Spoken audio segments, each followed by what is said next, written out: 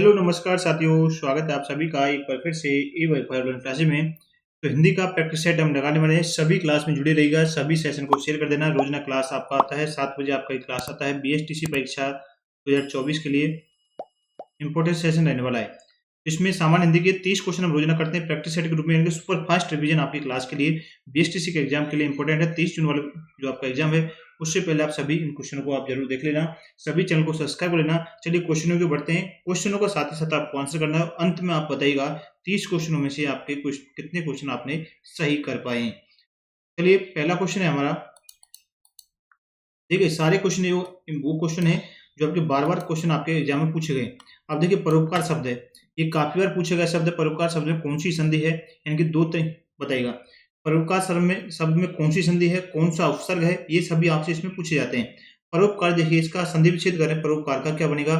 परोपकार का संधि विच्छेद करें पर प्लस में क्या बनता है, इसका उपकार। पर प्लस में उपकार। अब देखिए इसमें आपका यहाँ पर आया आपका ए और यहाँ पर आपकी उ, तो कौन सी संधि हो जाएगी, याद रखिएगा इसमें कौन सी संधि होगी। आपका देखिए ए या फिर आपका आ, उसके बाद में उ या फिर बड़ा उ आई, तो इसमें किस में परिवर्तित हो जाता है भाई, ये दोनों किस में हो जाते हैं, ओ में परिवर्तित हो जाते हैं। कौन सी संधि ये आपकी, कौन सी संधि का उदाहरण है, गुण संधि। कौन सी हो जाएगी आपकी, गुण संधि। इस तरीके से याद रखना है। तो इसमें कौन सी संधि हो जाएगी, परोपकार में आपकी गुण संधि आपकी होगी। ऑप्शन नंबर सेकंड आंसर हो जाएगा। उपसर्ग कौन सा होगा, पर इसमें उपसर्ग आपको हो जाएगा। ऑप्शन नंबर सेकंड आपका सही आंसर हो जाएगा। आगे बढ़े, अगला क्वेश्चन। नेक्स्ट क्वेश्चन, पावक में कौन सी संधि है बताइएगा। यण संधि, अयादि, विसर्ग या फिर व्यंजन संधि। पावक शब्द आपसे पूछा गया, पावक का संधि विच्छेद करें तो क्या बनेगा, पावक। इसका देखिए प प्लस में अक, तो आपका पाव बन जाएगा। ओ का बन गया आपका आप बन गया, तो यानी कि कौन सी है, अयादि संधि। ऑप्शन नंबर सेकंड आपका, पिछली क्लास में मैं आपको बताया था अयादि संधि के बारे में। दूसरा नंबर ऑप्शन आपका सही होगा। अगला क्वेश्चन है, राजभाषा अधिनियम कब पारित हुआ था। ये सीधा सा क्वेश्चन आपसे पूछेगा, राजभाषा अधिनियम कब पारित हुआ था। तो यह देखिए 10 मई 1963, डायरेक्ट याद रखना है। सेकंड नंबर ऑप्शन आपका सही होगा। नेक्स्ट क्वेश्चन है, गुण संधि का उदाहरण बताइएगा। आप सीधा आपसे पूछेगा गुण संधि का उदाहरण इनमें से कौन सा उसे आपको छांटना है। देखिए गुण संधि का पहचान क्या है, गुण संधि की पहचान क्या है, ये आपको पता होना चाहिए। ए या फिर आ के बाद, ए या फिर आ के बाद या फिर आगे रे रसी आए तो ये किस में बदल जाता है, आपका दोनों किस में हो जाते हैं, अर में बदल जाते हैं। तो गुण संधि का इनमें से उदाहरण कौन सा है भैया। देखिए पावक, देखिए इसमें ये नहीं बनेगा, मैतक नहीं हुआ, अबूझ नहीं हुआ। आपका महर्षि जो है हमेशा याद रखिएगा, डायरेक्ट याद रखना है। यदि आपको संधि विच्छेद नहीं आता है, महर्षि शब्द में कौन सी संधि होगी, गुण संधि आपकी। महर्षि शब्द के अंदर याद रखिए कौन सी संधि होगी, गुण संधि। इसका संधि विच्छेद करें महा प्लस में ऋषि, ये आपका संधि विच्छेद बन जाएगा। महा प्लस में ऋषि को, यानी कि याद रखिएगा, यानी कि यहाँ पर आ की मात्रा, तो यहाँ पर आपका ऋषि आ गया, यानी कि ये आपका ऋषि जो है आपका अर में ऊपर आपका याद रखिएगा, इसमें बदल गया। इसमें याद रखिएगा, देखिए यहाँ पर ये आपका बनेगा। ऑप्शन नंबर कौन सा जाएगा, पहला आपका सही आंसर होगा। आगे चलें, अगला क्वेश्चन, किस शब्द में अधि उपसर्ग नहीं लगा है। नेगेटिव क्वेश्चन का विशेष ध्यान देना है। मैं फिर बोल रहा हूँ, नेगेटिव क्वेश्चन जो है ना, पूरा क्वेश्चन को पढ़ के आंसर देना है। अधि उपसर्ग नहीं लगा, ये आपसे पूछा गया है। इसमें कौन सा आंसर बन जाएगा आपका, बताइए। अधि उपसर्ग किस में नहीं लगा है। देखिए देखिए, अध्यादेश, अध्यादेश, अधिपति, अधिग्रहण, अधोमुख, इनमें से कौन सा हो जाएगा आपका। इसमें आपका अधि उपसर्ग किस में नहीं लगा, ऑप्शन नंबर 4 आपका सही होगा। अधोमुख में आपका या देखिएगा, इसमें आपका ये अधि उपसर्ग नहीं लगा है। इसका संधि विच्छेद करें अधोमुख का, इसमें कौन सा अध उपसर्ग लगा है, इसमें कौन सा उपसर्ग लगा है, अध उपसर्ग। इसमें आपको देखा अध, क्या देखिएगा, अध प्लस में मुख, इसका संधि विच्छेद होता है।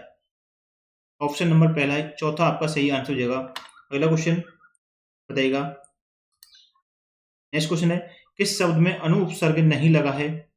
अनु उपसर्ग नहीं लगा है आपसे पूछा गया है, तो कौन सा शब्द है वह, क्या देखिएगा, बताएं।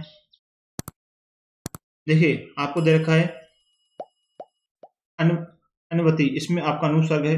अन्वेषण में अनु उपसर्ग का प्रयोग है। अनुजा में अनु उपसर्ग का प्रयोग है। अनंत जो है ना, इसमें आपके अनु उपसर्ग का प्रयोग नहीं किया गया है। तो इसमें कौन सा है, अन उपसर्ग है। कौन सा है इसमें, अन उपसर्ग है। अन प्लस में अंत, अन प्लस में अंत से बना है आपका अनंत। तो इसमें उपसर्ग कौन सा है आपका, अन उपसर्ग है। तो ऑप्शन नंबर 3 आपका सही होगा, अनु उपसर्ग इसमें नहीं है। बाकी शेष विकल्पों में आपका अनु। अगला क्वेश्चन, किस शब्द में सु उपसर्ग नहीं है? बताइए किस शब्द के अंदर सु उपसर्ग आपका नहीं है, बताइएगा।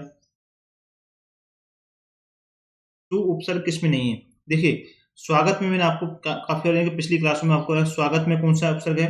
आपका सु उपसर्ग लगा है। गति में आपका सु उपसर्ग है, स्वल्प में आपका सु उपसर्ग है, किसमें नहीं? स्वगत में। स्वगत जो है ना, इसमें आपका सु उपसर्ग नहीं लगता है। ऑप्शन 4 आपका सही हो जाएगा। यानी कि इसका संधि विच्छेद करें, स्वगत का क्या बन जाएगा? स्व प्लस में गत। तो इसमें कौन सा सु उपसर्ग आपका नहीं है। अगला क्वेश्चन, नेक्स्ट क्वेश्चन है, आवट प्रत्यय में कौन सा शब्द नहीं बना है? आवट प्रत्यय से बताइएगा। आवट, आवट शब्द से कौन सा शब्द नहीं बना है, बताइएगा। आवट शब्द देखिए, चिकनाहट आपको दे रखा है, लिखावट जो है, लिखावट में आपका देखिए आवट प्रत्यय है। थकावट में देखिए आवट प्रत्यय, सजावट में आपका आवट प्रत्यय, चिकनाहट में आपका देखिएगा कौन सा आवट प्रत्यय नहीं। चिकनाहट का संधि विच्छेद करें, क्या बनेगा? तो इसमें कौन सा आपके या देखिएगा, चिकनाहट में आपका आहट, आहट यानी कि आपका लगेगा प्रत्यय। इसमें कौन सा लगा है? यानी कि चिकनाहट में कौन सा आपका आहट है, या देखिएगा आंसर बन जाएगा कौन सा? पहला ऑप्शन आपका सही है आंसर होगा इसमें। आगे चलें, अगले क्वेश्चन की ओर समझ में आ रहा है सभी को।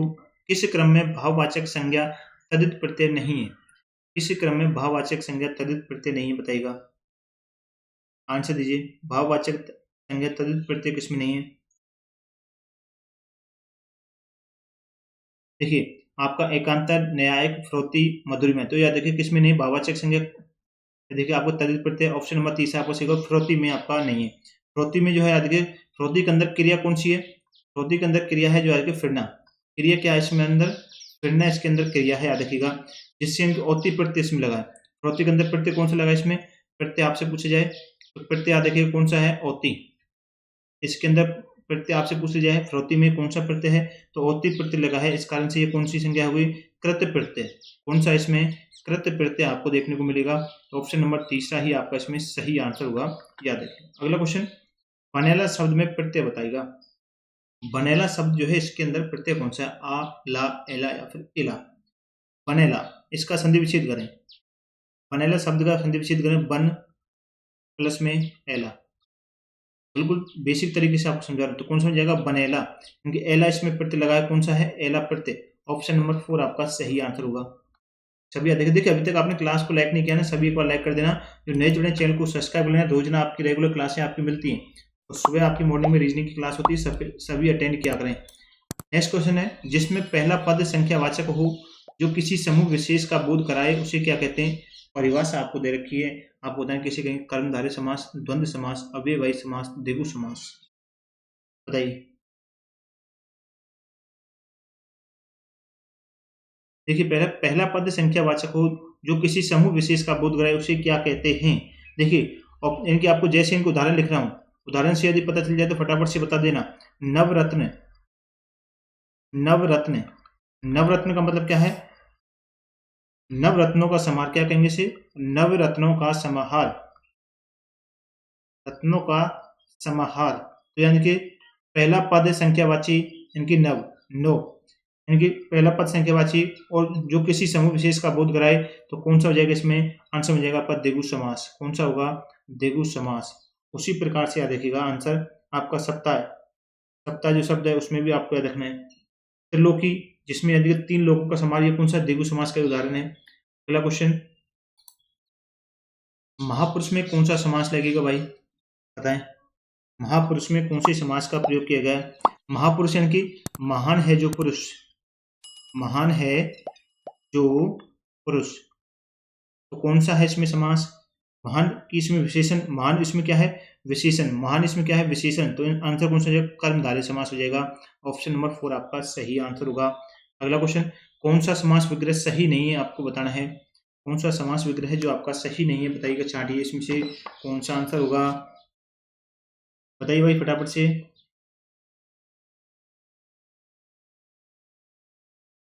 देखिए, दाल रोटी, दाल और रोटी बिल्कुल सही है। पंचानन, 5 हैं जिसके आनंद बिल्कुल सही है पंचानन का। पुस्तकालय, पुस्तक और आलय, पुस्तक और आलय नहीं होता पुस्तकालय का, क्या बनेगा? पुस्तकालय यानी पुस्तकों के लिए आलय, क्या हो जाएगा? पुस्तकों के लिए इसका सही अर्थ क्या बनेगा? पुस्तकों के लिए आलय। ये आपका सही होगा। इसमें यदि कौन सा समास है पुस्तकालय के अंदर, इसमें समास कौन सा है आपसे पूछ लिया जाए तो संप्रदान, संप्रदाय कौन सा हो जाएगा? संप्रदाय तत्पुरुष समास, याद रखना है। तो ऑप्शन नंबर तीसरा आपका सही हो जाएगा। सुलोचन सुंदर है जिसके लोचन। ऑप्शन नंबर तीसरा आपका कौन सा समास विग्रह सही नहीं है? तीसरा। अगला क्वेश्चन, तर्कस का पर्यायवाची शब्द बताएं। तर्कस बताइए, तर्कस के पर्यायवाची शब्द। तर्कस के पर्यायवाची शब्द कौन कौन से हैं? तूण, तुनीर, त्रोणवी, निसंग, ईसुदी, उपासंग, ये सभी क्या है? तर्कस के पर्यायवाची शब्द। इसमें देखिए निसंग, निसंग आ गया। ऑप्शन नंबर 4 आपका सही होगा। स्त्री का पर्यायवाची शब्द इनमें से नहीं है। अब पूछा है शब्द नहीं है स्त्री का पर्यायवाची शब्द। स्त्री के पर्यायवाची शब्द है सुंदरी, कांता, कलत्र, रणमणि, महिला, ललना, तरुणी, प्रमिदा, वनिता, नारी, कामनी। ये सभी क्या है? अबला, तेज, श्रेया, प्रिया, वामा, औरत, ये सभी क्या है? स्त्री के पर्यायवाची शब्द हैं। इनमें से कौन सा नहीं है? आंसर बन जाएगा आपका ललाम। कौन सा हो जाएगा? ललाम आपका याद रखिएगा। इस क्वेश्चन का आंसर हो जाएगा ललाम नहीं होता, स्त्री का पर्यायवाची होता है ललना। क्या होता है? ललना। ये देखिए, ये स्त्री का पर्यायवाची, ललाम की जगह ललना होना चाहिए था। ऑप्शन नंबर तीसरा आपका सही आंसर हो जाएगा। आया समझिए भाई। अगला क्वेश्चन, नेक्स्ट क्वेश्चन अगला प्रश्न, निम्नलिखित में से पुत्री शब्द के पर्यायवाची शब्द समूह कौन से हैं? पुत्री शब्द के आपको पर्यायवाची शब्द बताने हैं भाई। समूह कौन से हैं? पुत्री के पर्यायवाची शब्द कौन कौन से होते हैं? सुता, तन्या, आत्मजा, ये सभी, तनुजा, नंदनी, दुहिता, बेटी, कन्या, लड़की, ये सभी क्या है? पुत्री के पर्यायवाची शब्द हैं। तन्या, आत्मजा, दुहिता, तनुजा, ये सभी क्या है? पुत्री के पर्यायवाची शब्द हैं। ऑप्शन नंबर 4 आपका सही आंसर हो जाएगा क्वेश्चन का आंसर, याद रखिएगा। अगला क्वेश्चन, किस क्रम में विलोम उचित नहीं है? आपको उसे छांटना, किस क्रम में है जो आपका विलोम उचित नहीं बताएगा। देखिए, निर्दय का स्तुल्य बिल्कुल सही है, पतिव्रता का उल्टा बिल्कुल सही है, परितोष का संतोष बिल्कुल सही है, नत का जो है उन्नत, ये आपको गलत हो जाएगा। देखिए याद देखिए, ये गलत है क्योंकि उन्नत का विलोम क्या होता है? अवनत, क्योंकि अवनत का उन्नत होगा। ऑप्शन नंबर 4 आपका सही आंसर होगा इस क्वेश्चन का आंसर। अगला क्वेश्चन, किस क्रम में यथार्थ का विलोम है बताइएगा। यथार्थ का विलोम शब्द किस क्रम के अंदर है? बताएं, आंसर करेगा। अभी तक आपने चैनल को सब्सक्राइब नहीं किया, सब्सक्राइब करना, सेशन को यानी कि वीडियो को सभी शेयर कर दिया करें भाई। तो आंसर क्या हो जाएगा? यथार्थ का विलोम कौन सा होगा? यथार्थ का विलोम क्या हो जाएगा? कल्पित। क्या बन जाएगा? कल्पित। ऑप्शन नंबर तीसरा आपका सही होगा। नेक्स्ट क्वेश्चन अगला बताइएगा। प्रश्न है, अग्र का विलोम शब्द बताएं। अग्र का विलोम शब्द क्या होता है? अग्र का होता है कौन सा? पश्च, यानी कि पिछला। अग्र का पश्च होता है। और जबकि उग्र का क्या हो जाएगा? उग्र का विलोम शब्द क्या होता है? सौम्य। उग्र का होता है सौम्य, या फिर कह लीजिए शांत, शांत रहना। इसका आंसर क्या बन जाएगा? उग्र का, अग्र का बन जाएगा पश्च आपका सही होगा। अगला क्वेश्चन, किसी भी पक्ष का समर्थन नहीं करने वाला होता है, बताएं। किसी भी पक्ष का समर्थन नहीं करने वाले को क्या कहते हैं भाई? बताइए क्या कहेंगे इसी, क्या आंसर बन जाएगा? जो किसी भी पक्ष का समर्थन नहीं करे क्या कहेंगे? उसे निष्पक्ष। ऑप्शन नंबर सेकंड आपका सही आंसर होगा। क्या कहेंगे? निष्पक्ष कहेंगे, याद रखिए। अगला क्वेश्चन, प्रश्न है, अच्छाई और बुराई की पहचान का गुण कहलाता है, बताएं। अच्छाई और बुराई की पहचान का गुण क्या कहलाएगा?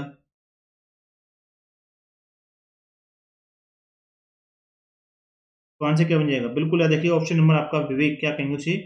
उसे कहेंगे हम विवेक, याद रखिएगा। उसे कहेंगे विवेक। ज्ञान किसे कहेंगे?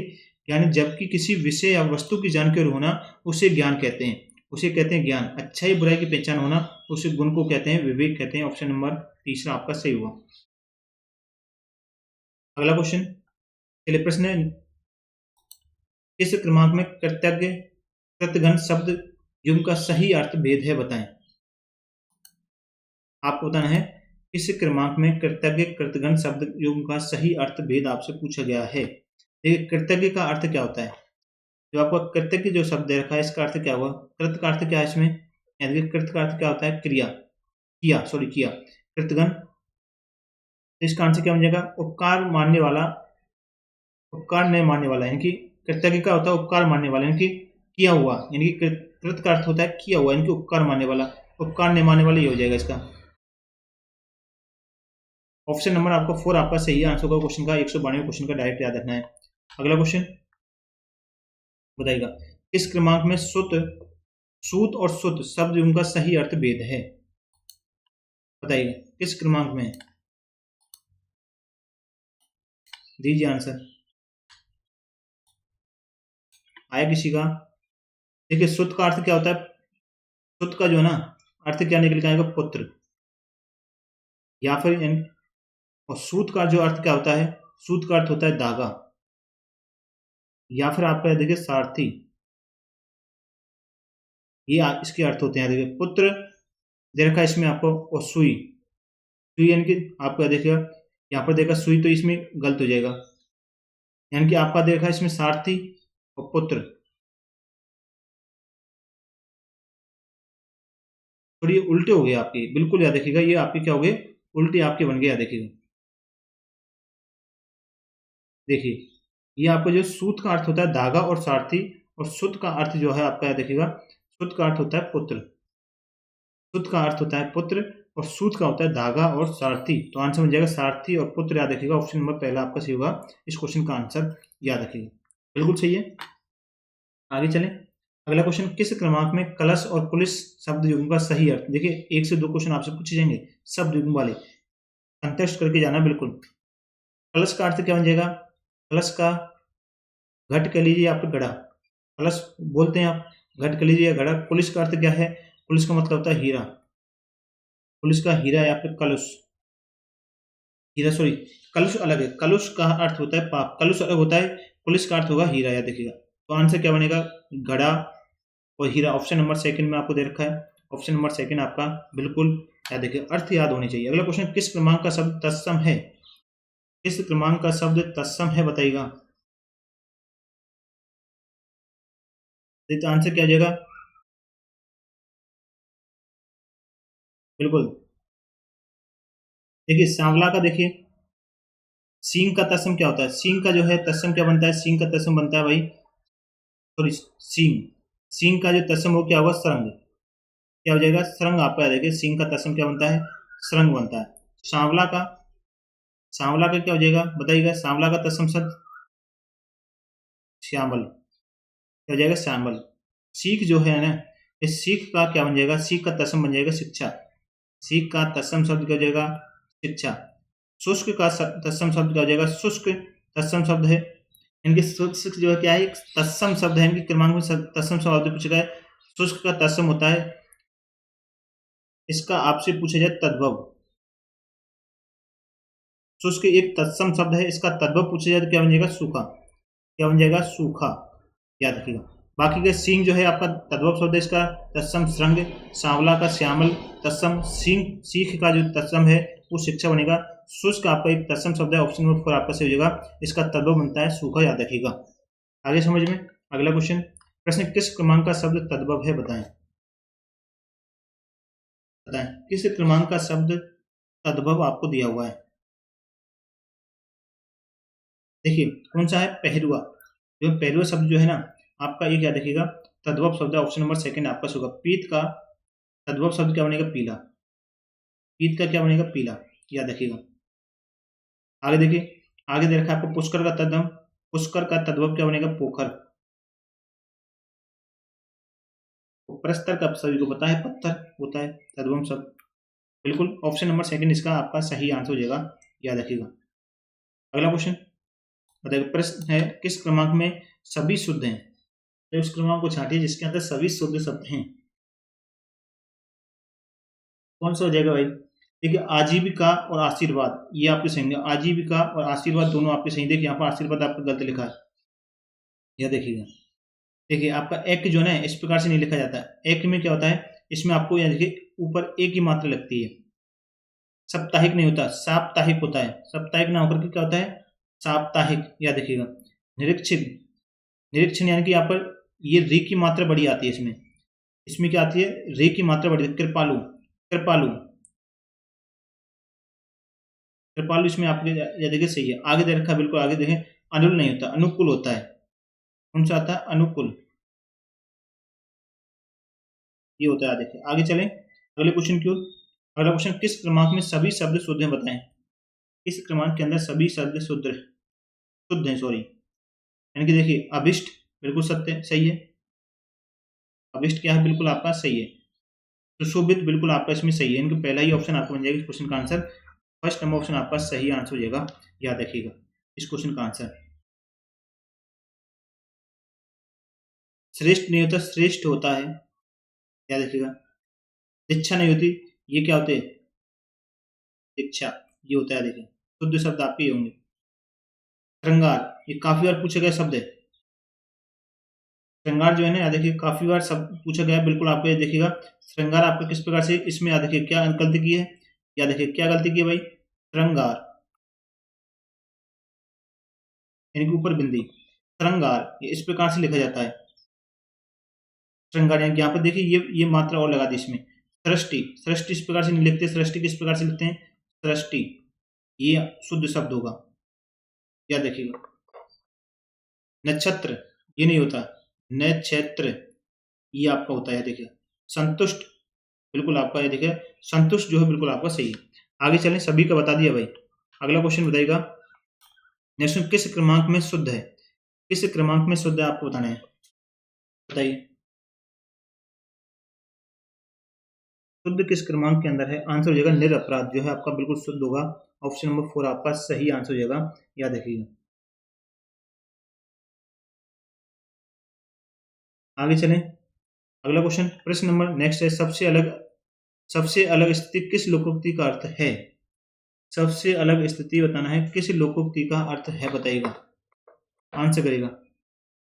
इसमें आंसर क्या मिल जाएगा, ऑप्शन नंबर सेकंड आपका, यानी कि सबसे अलग स्थिति यानी कि तीन लोक से मथुरा न्यारी।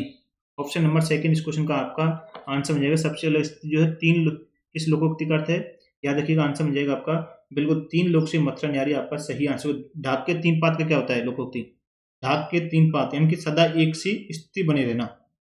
ढाक के तीन पात का मतलब है सदा एक सी स्थिति बने रहना।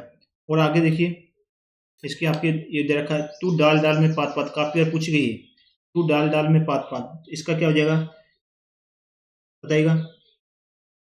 चालाक से चालाकी, चालाक से चालाकी से पेश आना, या एक से बढ़कर के एक चालाक होना, एक से बढ़कर के एक चालाक होना, या फिर कह लीजिए चालाक से चालाकी से पेश आना, ये आपको बनेगा। तो इस क्वेश्चन का आंसर क्या बन जाएगा, इनकी नेक्स्ट इसका आपको हो जाएगा सेकंड नंबर ऑप्शन आपका सही होगा। तो चलिए फ्रेंड्स, आपकी क्लास के ये क्वेश्चन आपके पूरे कंप्लीट होते हैं। आज की क्लास में पूरा 30 क्वेश्चन आपके करें, आपने कितने क्वेश्चन सही करें कमेंट में अपना आंसर जरूर करिएगा। सभी चैनल को सब्सक्राइब करना, रोजाना क्लास आपकी होती है, सुबह मॉर्निंग में आपकी रीजनिंग क्लास होती है, सभी जुड़ जाया करें। याद रखिए, सुबह रीजनिंग की क्लास होती है मॉर्निंग में, सभी भाई जुड़ जाया करें। मिलते हैं नेक्स्ट क्लास में, आप सभी का बहुत बहुत धन्यवाद, थैंक यू।